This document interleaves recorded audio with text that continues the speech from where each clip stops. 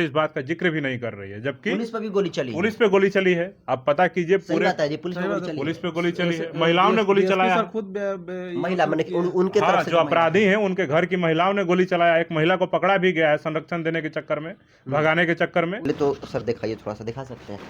ये देखिए किस तरीके से दर्दनाक तरीके से इनके पैर में जो है आने वाले चुनाव में पूरे बिहार के जो SC ST OBC Bahujan Samaj के लोग हैं वो आपको करारा जवाब देंगे, और ये आखिरी पारी आपको, आखिरी विदाई आपके सत्ता से उखाड़ करके फेंक करके ही हम लोग देने अभी का भी काम बहुत सारे।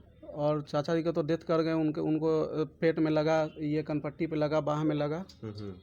दोस्तों अभी हमारी मौजूदगी पटना जिला मुख्यालय से महज 15 किलोमीटर की दूरी पर नौबतपुर के टेंगरेला में है, जहां पर बीते दिनों यादव समाज के एक ही परिवार पर जातिवादी भूमिहार समाज के कुछ लोग आते हैं और एकाएक फायरिंग करते हैं, जिसमें कई लोग जो है घायल हो गए हैं। और इसको लेकर देखिए पूरे देश में जो है माहौल काफ़ी गरमाया हुआ है। बिहार के भीम आर्मी के जो प्रदेश अध्यक्ष हैं अमर ज्योति भी अपने टीम के साथ पहुंचे हुए हैं।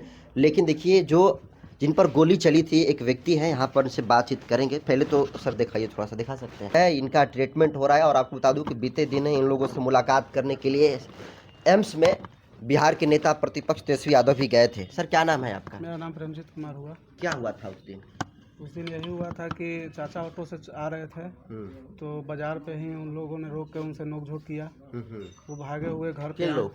ये बिट्टू था और भागे हुए घर पे आए। बिट्टू मतलब उसका पूरा नाम क्या है? बिट्टू कुमार, बिट्टू शर्मा जी। उसके बाद वो भागे हुए घर पे आए अपने जान बचा करके। तो वो यहाँ पे पहुँचे, उसके 2 मिनट के बाद चंदन और क्या नाम, हरिओम, दोनों हथियार लेके यहाँ पे पहुँच गए। उनसे फिर नोकझोंक करने लगा। फिर उसके बाद बाइक से हम आए, बाइक से उतरे तो हम बोले कि क्या है बात है ये सब करने का।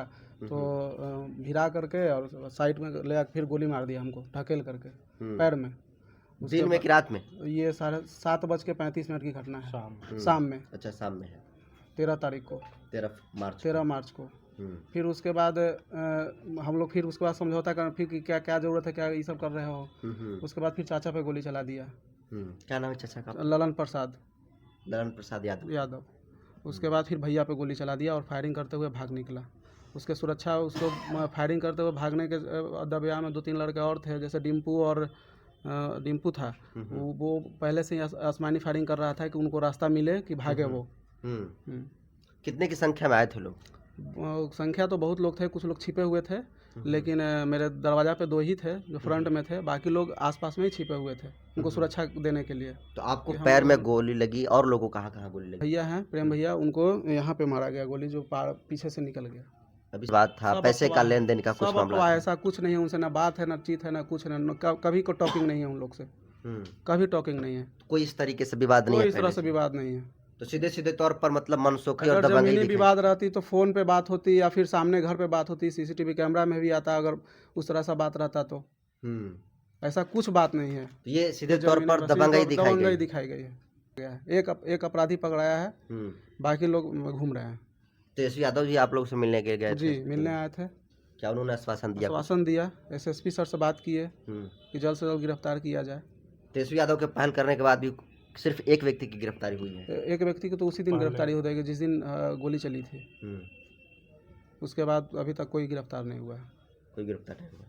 क्या मांग है आपकी? मांग यही है कि उन लोग को गिरफ्तार किया जाए और हम लोग जो अंकल डेथ कर गए हैं उनसे सरकार से 1-8 करोड़ रुपया का ये मुआवजा मिल जाए, उनको सर्विस मिल जाए। एक लड़का है, एक लड़की अभी है, अभी शादीशुदा भी नहीं लड़की किए हैं, छोटा लड़का है, तो पढ़ाई लिखाई कैसे होगा।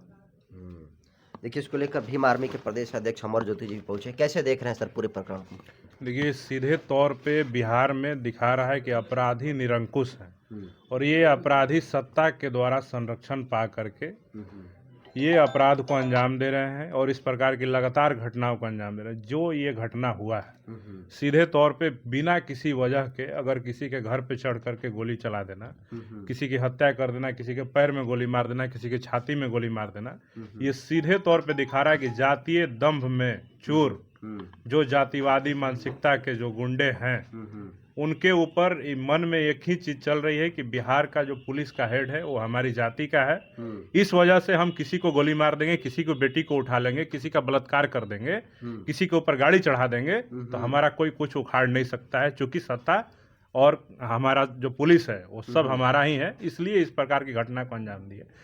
उदाहरण ये है कि पुलिस जब यहाँ पे पहुंची मौके बर्दात पे, जब घटना हुआ, ये लोग जब अस्पताल चले गए, इनके परिजन लेके गए, जब पुलिस पहुंची उनको पकड़ने के लिए, तो पुलिस पे भी उधर से जवाबी कार्रवाई हुई है, पुलिस पे भी गोली चलाई गई। ये सीधे तौर पे दर्शा रहा है, पुलिस इस बात का जिक्र भी नहीं कर रही है, जबकि पुलिस पर भी गोली चली है। पुलिस पे गोली चली है। आप पता कीजिए, सही पूरे बात है जी, पुलिस पर गोली चली पुलिस है। पे गोली चली है, महिलाओं ने गोली चलाया, सर खुद महिला मैंने उनके हाँ, तरफ से जो अपराधी हैं उनके घर की महिलाओं ने गोली चलाया, एक महिला को पकड़ा भी गया है संरक्षण देने के चक्कर में, भगाने के चक्कर में। पुलिस की तरफ तो ये से सीधे तौर पे दिखा रहा है कि पुलिस जब उनको पकड़ने पहुंची, पुलिस पे गोली चली, तब पुलिस ने भी गोली चलाया, लेकिन उनके मन में ये घटना बता रहा है। आप बताइए कि किसी जादव पे, किसी दलित पे अगर ये मामला होता है, पुलिस उसके घर पे चढ़ती है, क्या कभी जवाबी कार्रवाई इधर से होती है? नहीं होती है। नहीं होती। सिर्फ और सिर्फ उनका मन बढ़ा हुआ है, जातीय दम्भ है उनके अंदर, उनको लगता है कि हमारा कोई कुछ नहीं उखाड़ सकता है।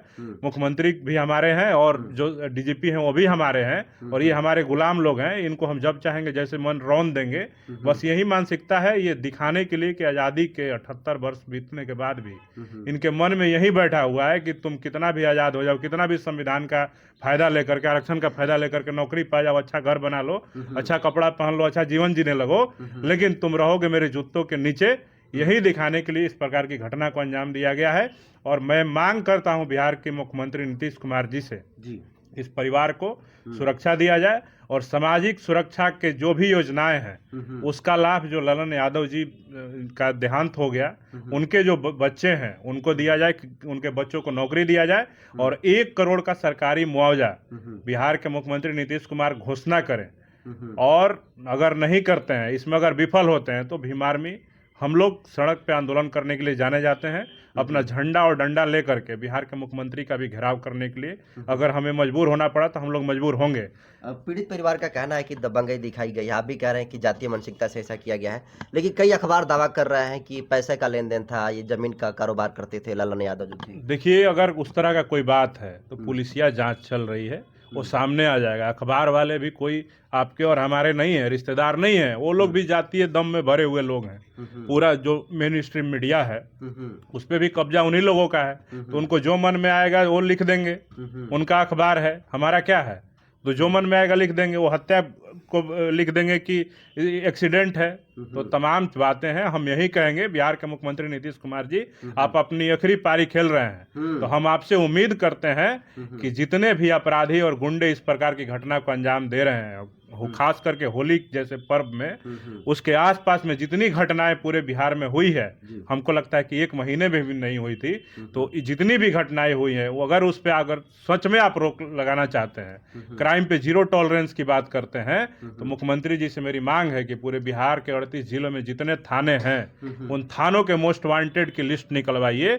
जो असलहा लेकर के पकड़ा गया हो, किसी की हत्या में पकड़ा गया हो, हवाई फायरिंग करते पकड़ा गया हो, सबको एक लाइन से पकड़ करके एक साथ लाखों की संख्या में अपराधी बिना जाति देखे हुए, बिना भेदभाव किए हुए, सबको जेल भेजने का काम कीजिए। मैं दावे के साथ कहता हूं कि 1 महीना के अंदर क्राइम कंट्रोल आ जाएगा, और जो अपराधी जिनके मन में अगर थोड़ा सा भी कुलबुलाहट होगी गोली चलाने की, गुंडई दिखाने की, वो लोग बिहार छोड़ने को विवश हो जाएंगे। अगर आप ईमानदारी से क्राइम को कंट्रोल करना चाहते हैं तो, अगर नहीं करना चाहते हैं तो आप इसी तरह से सत्ता संरक्षित अपराध करवाते रहिए। आने वाले चुनाव में पूरे बिहार के जो SC ST OBC Bahujan Samaj के लोग हैं, वो आपको करारा जवाब देंगे, और ये आखिरी पारी, आपको आखिरी विदाई आपके सत्ता से उखाड़ करके फेंक करके ही हम लोग देने अभी का भी काम बहुत सारे सत्ताधारी जो पार्टियों के लोग हैं, जो मंत्री विधायक हैं, लालू यादव के शासनकाल को कोसते हैं, जंगल राज कहते हैं, लेकिन अभी जो घटना घट रही है इसको कैसे देख रहे हैं?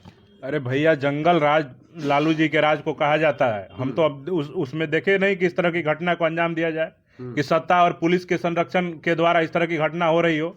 यहाँ पे तो महाजंगल राज है भाई। बताइए ना, अभी एक लोजपा का नेता औरंगाबाद में, जो लोजपा से 2020 के विधानसभा चुनाव में प्रत्याशी था, उसके बेटा ने एक दलित बेटी के ऊपर कार चढ़ा दिया, और वहां पे उस पार्टी का नेता जो है वो अपने फेसबुक और ट्विटर हैंडल पे लिखते हैं कि दुर्घटना में मौत हो गई। ये कहां तक जाए? ये जंगल राज का परिचायक नहीं है, ये महाजंगल राज है। अभी रोहतास में मैं कल था, वहां पे एक बेटी की कान काट लिया गया, आंख निकाल लिया गया, पेट चीर दिया गया, अपराधी अब तक नहीं पकड़े गए। ये कौन सा राज है भाई? रोहतास में एक रितेश रविदास की हत्या कर दी गई। तमाम घटनाएं हैं, कहाँ से एकदम चीजों कोई मामला। अभी मैं आपके यहाँ पे बैठा हूँ, यहाँ से थोड़ी दूरी पे दुल्हन बाजार है, दुल्हन बाजार, वहां पे एक रविदास समाज के बेटे को मार करके पेड़ में टांग दिया गया। ये जंगल राज नहीं है तो क्या है? ये महाजंगल राज है। नीतीश कुमार जी को सोचना चाहिए कि कुछ जातियों को संरक्षण दे करके, और जिस प्रकार से आप लगातार पिछड़ों दलितों पे शोषण करवा रहे हैं, इसको रोकने के लिए अगर आप क्राइम पे नियंत्रण करना चाहते हैं तो सारे मोस्ट वांटेड और जो भी क्रिमिनल हैं उनको पकड़ करके जेल भेजने का काम कीजिए। अन्यथा हम लोग इस बार पूरा मूड बना लिए हैं, आपको सत्ता से उखाड़ करके फेंकेंगे। हमारे लोगों के रक्षा और सुरक्षा से समझौता नहीं हो सकता है। हम अपने समाज की रक्षा सुरक्षा के लिए सदैव तत्पर हैं और आगे भी मजबूती से इस परिवार के लिए, अपने भाइयों की रक्षा के लिए लड़ाई लड़ने के काम करेंगे। एक आखिरी सवाल लेंगे। आपने इनको आश्वासन दिया ऑफ कैमरा जब हो रही थी बात, तो आप कह रहे कि चंद्रशेखर आजाद लोकसभा में इनके मुद्दा को उठाएंगे?